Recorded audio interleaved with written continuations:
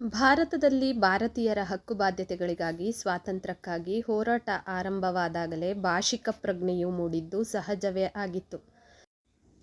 ತಮ್ಮ ಅನುಕೂಲಕ್ಕೆ ಬ್ರಿಟಿಷ್ ಅಧಿಕಾರಿಗಳು ಜನತೆಗೆ ಪ್ರಿಯವಾದ ಮತ್ತು ಸಂವಹನಕ್ಕೆ ಅತ್ಯವಶ್ಯಕವಾದ ಭಾಷೆಯನ್ನು ತಮ್ಮ ಚದುರಂಗದ ಕಾಯಿಗಳನ್ನಾಗಿ ಮಾಡಿಕೊಂಡಾಗ ಜನ ಅದನ್ನು ವಿರೋಧಿಸಿದರು, ತಿರಸ್ಕರಿಸಿದರು.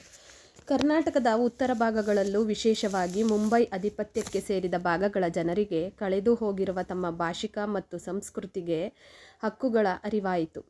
Sir Walter Elliot, Russell, Virupaksha Hooli ಮತ್ತು ಡೆಪ್ಯೂಟಿ ಚನ್ನಬಸಪ್ಪ ಮುಂತಾದ ಅಧಿಕಾರಿಗಳ ಪ್ರಯತ್ನದಿಂದಾಗಿ ಮರೆಯಾಗುತ್ತಿದ್ದ ಕನ್ನಡ ಶಿಕ್ಷಣ ಜಾಗೃತಗೊಂಡಿತು.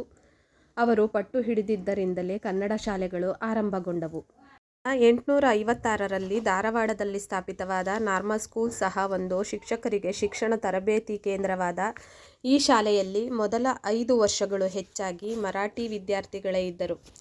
1864ರಲ್ಲಿ ಬೆಳಗಾವಿಗೆ ಸ್ಥಳಾಂತರವಾದ ನಾರ್ಮಲ್ ಸ್ಕೂಲ್ಗೆ ಡೆಪ್ಯೂಟಿ ಚನ್ನಬಸಪ್ಪನವರು 1864ರಲ್ಲಿ ಮುಖ್ಯಸ್ಥರಾಗಿ ಬಂದು ನಂತರ ಶಾಲೆಯ ಸ್ವರೂಪವೇ ಬದಲಾಯಿತು. ಕನ್ನಡ ಶಿಕ್ಷಕರನ್ನು ತರಬೇತುಗೊಳಿಸಲೆಂದೇ ಆರಂಭವಾದ ನಾರ್ಮಲ್ ಶಾಲೆಯಲ್ಲಿ ಕನ್ನಡ ವಿದ್ಯಾರ್ಥಿಗಳ ಕೊರತೆಯ ಜೊತೆಗೆ ಕನ್ನಡ ಪಠ್ಯಪುಸ್ತಕಗಳ ಕೊರತೆಯೂ ಇದ್ದದ್ದನ್ನು ಮನಗಂಡ ಡೆಪ್ಯೂಟಿ ಚನ್ನಬಸಪ್ಪನವರು ಆ ಕೊರತೆಗಳನ್ನು ನಿವಾರಿಸುವುದರಲ್ಲಿ ಯಶಸ್ವಿಯಾದರು. ಆ ಬಗ್ಗೆ ನಾರ್ಮಲ್ ಸ್ಕೂಲ್ನ ಶತಮಾನೋತ್ಸವದ ಸಮಾರಂಭ 27/12/1957ರಲ್ಲಿ ಉದ್ಘಾಟನಾ ಭಾಷಣ ಮಾಡಿದ ಶ್ರೀ ಮ. ನಿ. ಪ್ರ. ಶ್ರೀ ಬಂತನಾಳ ಶಿವಯೋಗೀಶ್ವರರು ಪ್ರಸ್ತಾಪಿಸುತ್ತಾ ದಿ. ವಿರೂಪಾಕ್ಷಪ್ಪ ಹೂಲಿ, ಡೆಪ್ಯೂಟಿ ಚನ್ನಬಸಪ್ಪನವರ ಪ್ರಭಾವದಿಂದ ಕನ್ನಡ ಮಾತೆಯ ಪ್ರಾಣ ಉಳಿಯಿತು. ಅದರ ಪರಿಣಾಮವಾಗಿ ಇಂದಿನ ಟ್ರೇನಿಂಗ್ ಕಾಲೇಜು ನಿಂತಿದ್ದು. ಕನ್ನಡ ಮಾತೆಯ ಭಾಷಾಪ್ರಾಣ ಉಳಿಯಲು ಈ ತರಬೇತಿ ಕಾಲೇಜು ಸಂಜೀವಿನಿ ಎಂದರೂ ಸರಿಯೇ. ಏಕೆಂದರೆ ಈ ತರಬೇತಿ ಕಾಲೇಜಿನ ಸಂವತ್ಸರದ ಇತಿಹಾಸವೆಂದರೆ ಪರ್ಯಾಯದಿಂದ ಕನ್ನಡ ಭಾಷಾ ಪ್ರಗತಿಯ ಇತಿಹಾಸವೆಂದು ಹೇಳಲು ಅಡ್ಡಿಯಿಲ್ಲ. ಜೀವನ್ಮೃತ ಸ್ಥಿತಿಯಲ್ಲಿರುವ ನಾರ್ಮಲ್ ಸ್ಕೂಲಿಗೆ ಉಜ್ವಲ ಕನ್ನಡಾಭಿಮಾನಿಗಳಾದ ಕೈಡೆ ಚನ್ನಬಸಪ್ಪನವರು ಪ್ರಥಮ ಪ್ರಾಂಶುಪಾಲರಾಗಿ ಬಂದ ಮೇಲೆ ಕನ್ನಡ ಕುಲೋದ್ಧಾರದ ಕಾರ್ಯವು ತೀವ್ರಗತಿಯಿಂದ ಪ್ರಾರಂಭವಾಯಿತು.